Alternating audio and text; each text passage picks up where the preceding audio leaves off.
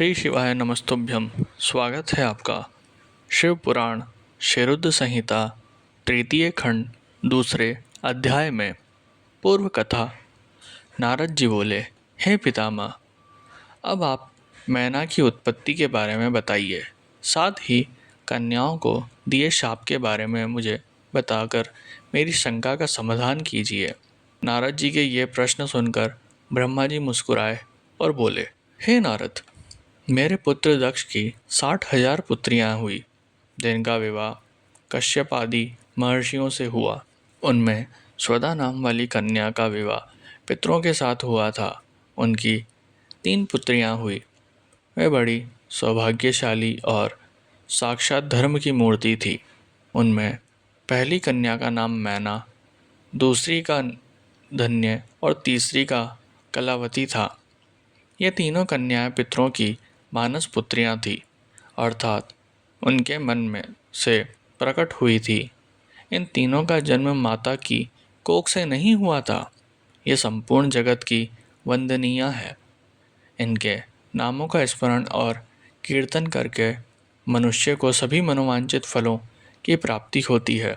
ये तीनों सारे जगत में मनुष्य एवं देवताओं से प्रेरित होते हैं।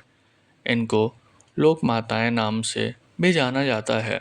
मुनीश्वर, एक बार मैना, धन्या और कलावती तीनों बहनें श्वेत द्वीप में विष्णु जी के दर्शन करने के लिए गई।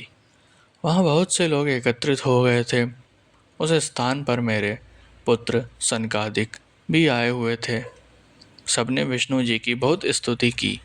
सभी सनकादिक को देखकर उनके स्वागत के लिए खड़े हो गए, परंतु ये तीनों बहनें उनके स्वागत के लिए खड़ी नहीं हुई। उन्हें शिवजी की माया ने मोहित कर दिया था। तब इन बहनों के इस बुरे व्यवहार से वे क्रोधित हो गए और उन्होंने इन बहनों को शाप दे दिया। सनकादिक मुनि बोले कि तुम तीनों बहनों ने अभी मानवश खड़े होकर मेरा अभिवादन नहीं किया, इसलिए तुम सदैव स्वर्ग से दूर हो जाओगी और मनुष्य के रूप में ही पृथ्वी पर रहोगी। तुम तीनों मनुष्यों की ही स्त्रियां बनोगी। तीनों स्वादी बहनों ने चकित होकर ऋषि का वचन सुना।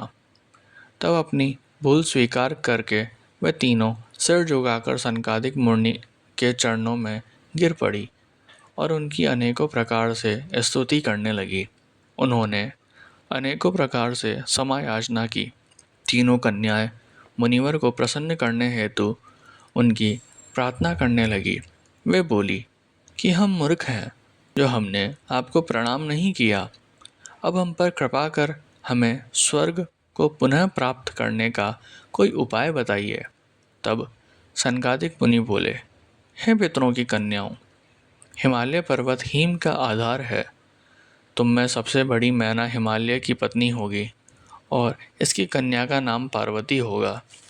दूसरी कन्या धान्य राजा जनक की पत्नी होगी और इसके गर्भ में महालक्ष्मी के साक्षात रूप देवी सीता का जन्म होगा। इसी प्रकार तीसरी पुत्री कलावती राजा वृषभानु को पति रूप में प्राप्त करेगी और राधा की माता होने का गौरव प्राप्त करेगी। तत्पश्चात मैना व हिमालय अपनी पुत्री पार्वती के वरदान से कैलाश पद को प्राप्त करेंगे।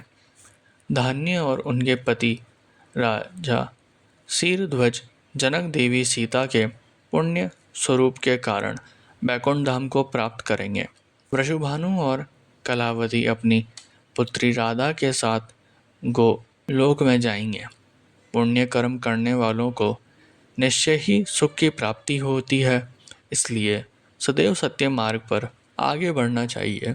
तुम पितरों की कन्या होने के कारण स्वर्ग भोगने के योग्य हो, परंतु मेरा शाप भी अवश्य फलीभूत होगा। परंतु जब तुमने मुझसे क्षमा मांगी है तो मैं तुम्हारे शाप के असर को कुछ कम अवश्य कर दूंगा। धरती पर अवतीर्ण होने के पश्चात तुम साधारण मनुष्यों की भांति ही रहोगी, परंतु विवाह के पश्चात जब तुम्हें संतान की प्राप्ति हो जाएगी और तुम्हारी कन्याओं को यथा योग्य वर मिल जाएगा और उनका विवाह हो जाएगा, अर्थात तुम अपनी सभी जिम्मेदारियों को पूर्ण कर लोगी। तब भगवान श्री हरि विष्णु के दर्शन से तुम्हारा कल्याण हो जाएगा। मैना की पुत्री पार्वती कठिन तप के द्वारा शिव की प्राण वल्लभा बनेगी। धन्या की पुत्री सीता दशरथ नंदन श्री रामचंद्र जी को पति रूप में प्राप्त करेगी। कलावती की पुत्री राधा कृष्ण के स्नेह में बंधकर उनकी प्रिय बनेगी। यह कहकर मुनि सनकादिक वहाँ से अंतर्ध्यान हो गए। तत्पश्चात पितरों की तीनों कन्याएं शाप से मुक्त होकर अपने धाम को चली गई।